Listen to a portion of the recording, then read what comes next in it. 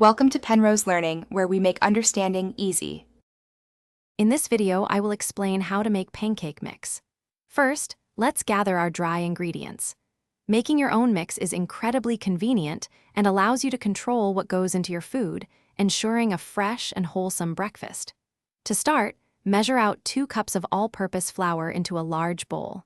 This forms the essential foundation of your delicious homemade pancakes, ready for many future breakfasts.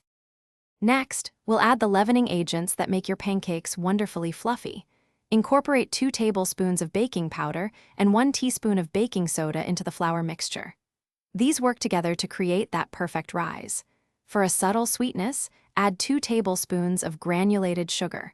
Finally, a half teaspoon of salt balances the flavors beautifully.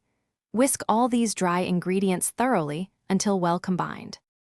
Once your dry mix is perfectly combined, it's time for proper storage. Transfer the mixture into an airtight container, such as a glass jar or a sturdy plastic container with a tight-fitting lid. Label it clearly so you know what it is. Stored in a cool, dry pantry, your homemade pancake mix will stay fresh and ready to use for up to 3 months, making breakfast prep a breeze. When you're ready for pancakes, simply measure out 1 cup of your homemade mix. In a separate bowl, whisk together 1 cup of milk, 1 large egg, and 2 tablespoons of melted butter. Combine the wet and dry ingredients, stirring just until moistened. A few lumps are perfectly fine. Pour about 1/4 cup of batter per pancake onto a hot, greased griddle and cook until golden brown on both sides. Thanks for watching. If this was helpful, leave a like and consider subscribing. See you next time.